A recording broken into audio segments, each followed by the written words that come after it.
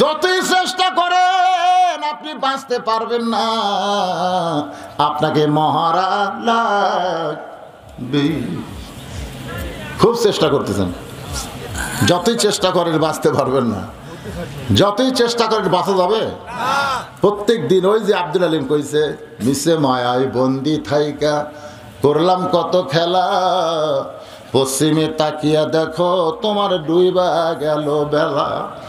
এক পলকের নাই ভরসা, এক পলকের নাই ভরসা, মিশে সকল আশা, কখন বুঝি দারুণ ঝড়ে ভাঙবে তোমার বাসা। বাজান একটু মনোযোগ দেন। ঈসা বলতেছে আল্লাহ দুনিয়াতে মানুষ যায় মরার জন্যে, কিন্তু আমার যে মৃত্যু হলো না, আল্লাহ বলতেছে তোমারও মৃত্যু হবে।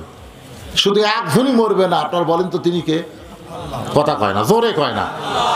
আপনার বলেন তো এই সময় কি ফেরেশতারা গেছে নাকি? এখানে ফেরেশতা আছে না নাই? আপনার কান্দে ফেরেশতা আছে না নাই? সবাই মৃত্যুবরণ করবে, কিন্তু একজনই মরবে না, তিনি কে? তিনি হলেন আমাদের আল্লাহ।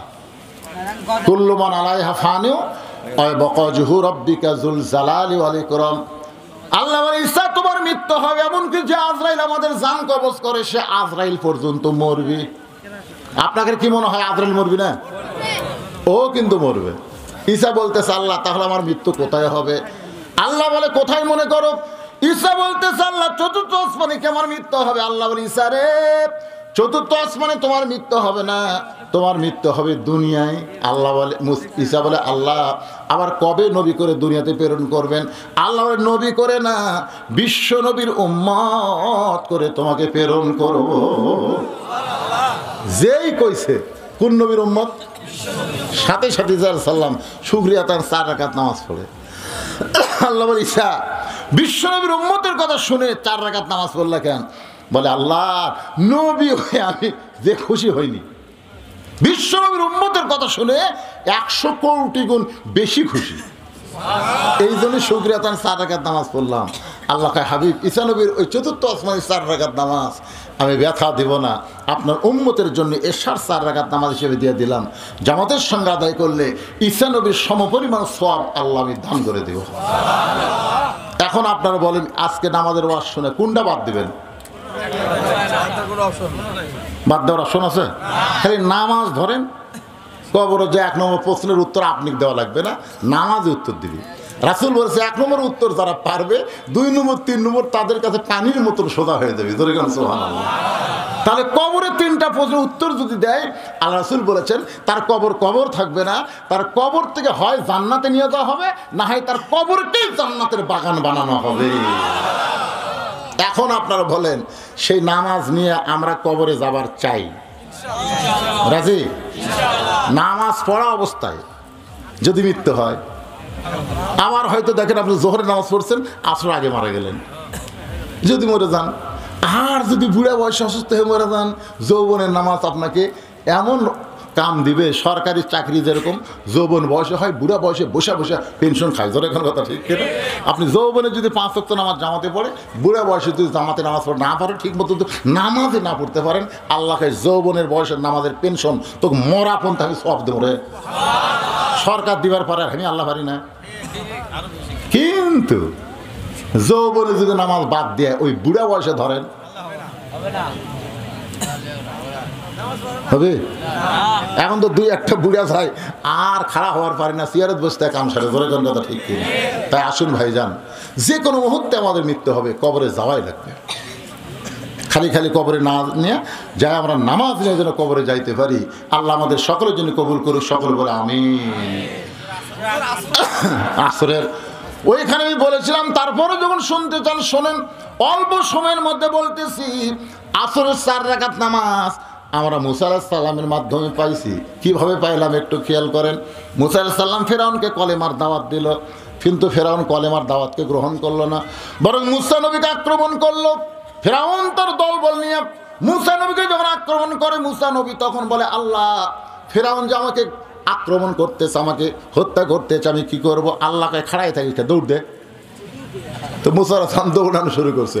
কিছু দূর পরে বলতেছে আল্লাহ এই ফেরাউনের ভয়ে, দল বলের ভয়ে আমি যদি নবী হয়ে সামনে দৌড়াই, জনগণ কবি কি? ফেরাউন ধাবড়াচ্ছে, মুসা দৌড়াচ্ছে।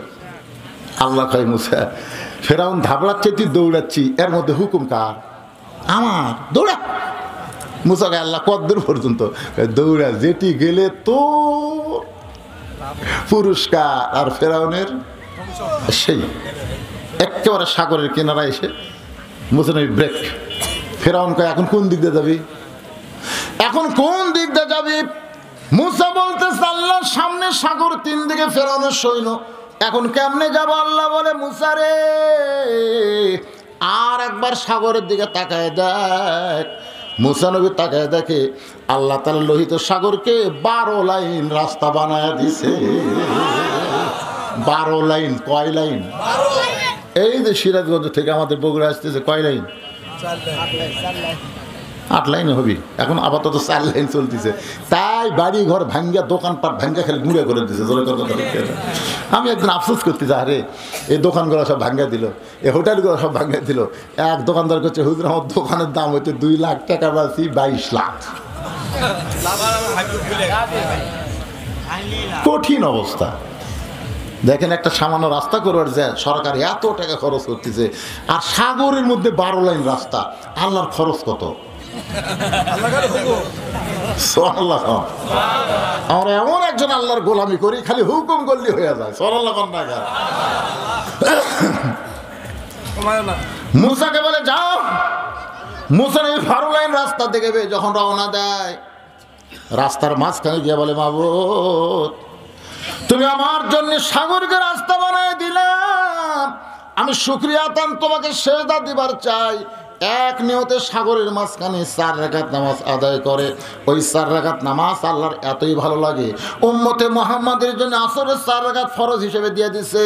ওই আসরের 4 রাকাত ফরজ নামাজকে যদি জামাতের সঙ্গে আদায় করে, মুসা নবীর সমপরিমাণ সওয়াব আল্লাহ দান করে দিবে। ফজর থেকে কিন্তু শুরু করা লাগবে। রাজি আছেন? কবরের কোনো টেনশন করবেন না, কবরে কিছুই হবে না। নামাজ দিয়ে খালি ঢোকেন। আপনি জানাজা যদি নাও দেয়, জানাজা লাগবে না, কারণ নামাজে আপনাকে জান্নাতের দরজা পর্যন্ত হয়ে আসবি, তাহলে তো ঢোকা বাকি, ওটাও কি ঢুকে দেওয়া লাগবি? তখন নামাজি বলে, হ্যাঁ তুই কি মনে করিস নামাজ? আপনার বল নাই। ইতিমধ্যেই বুঝলেন, জান্নাতের দরজার দিকে নামাজিরা তাকাবে। তাই কে কই হয় রে, একের জান্নাত বাড়ে, খট্টস করে বসে গেছে। আল্লাহ বলতেছেন, অসিকাল্লাযিনা তাকাউ রাব্বাহুম ইলাল জান্নাতি যুমারা। এই ফেরেশতারা, এই যারা বসলো, তুলে মার ধাক্কা। তখন এই নামাজি করে আল্লাহ তুলে ফেরেশতারা ধাক্কা মারবি, এক ধাক্কাতে আর এক দরজা, ওটা লটস করে বসবি। কে ভাই বসলি, কে জান? এই পাগলা, তোমাদেরকে বরণ করার জন্য আল্লাহ 70,000 দরজা বানাছে। একটা করে ধাক্কায় একটা করে দরজা পাড়ি দিয়ে জান্নাতের মধ্যে যখন ঢুকবে, আল্লাহ বলবেন, সালামুন আলাইকুম তিবতুম ফাদখুলুহা খালিদিন। দুনিয়ার সমস্ত কাজ কাম বাদ দিয়া আমার 5 ওয়াক্ত নামাজ যারা হাজরা দিলা, আমি আল্লাহ তোমাদেরকে পুরস্কার স্বরূপ এই জান্নাত দিয়া দিলাম। একবার প্রবেশ করো, ফাদখুলুহা, খালি একবার ঢোকো, খালিদিন, চিরস্থায়ী তোমাদেরকে জান্নাত দেওয়া হলো। সেই জান্নাতে যাওয়ার আশা যদি থাকে, ফজর থেকে আমরা শুরু করবো ইনশাআল্লাহ। আল্লাহ কবুল করুক।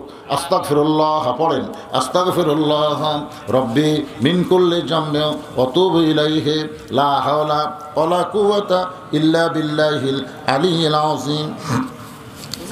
জি, জুমার নামাজ ওই যে আমার বানিয়াদান 40 পারা আছে, ওটি হবে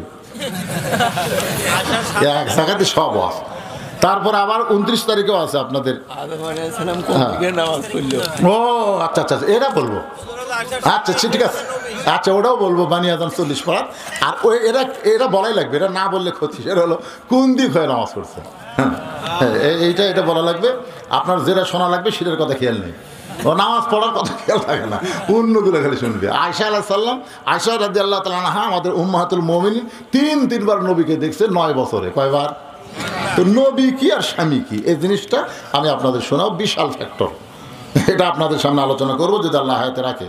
তো যাই হোক, এই যে কেবলামুখী হই আমরা, এই কেবলাটা আসলে কি?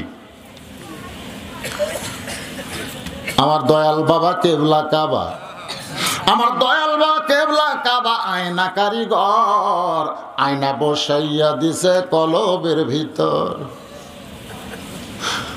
হুজুরি কলব ব্যতীত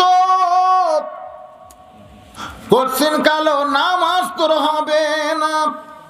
হাদিস আছে বিস্তারিত, হুজুরি কলব ব্যতীত করছেন কালো নামাজ তোর হবে না। তবে কেন গাও জোয়ারি, মানুষকে দেখাও নামাজ পড়ি, ও তোমার সিদ্ধ বীজে সুফসল হবে না। আজ কেন আল্লাহর নামাজ ধরতে পারলা না? পশ্চিম পূর্ব উত্তর দক্ষিণ এটা কোনো বিষয় না, বিষয়টা হলো নামাজ। যেরকম কথা ঠিক কিনা? খুব খেয়াল করবেন। আল্লাহ রাসূল কিন্তু মাঝে মধ্যেই ওই কাবা ঘর তাওয়াফ করতে করতে এরকম আঙ্গুল তুলতেন। সাহাবে বলতেন, হুজুর এটা কি? লব্বাইক আল্লাহুম্মা লব্বাইক, লব্বাইক লা শারিকা লাকা লব্বাইক, ইন্নাল হামদা ওয়ান নিমাতা লাকাল মুলক লা শারিকা লাক। ধরে কার সুবহানাল্লাহ। আবু বকর বলে, হুজুর আঙ্গুল। রাসূল কয়, তোমার চোখ নাই? তোমার চোখ নাই? তাকাও। আবু বকর রাদিয়াল্লাহু আঙ্গুর বড় তাকায় দেখে বাইতুল মামুর, বাইতুল মামুর বরাবর তাকায় থাকে আল্লাহ।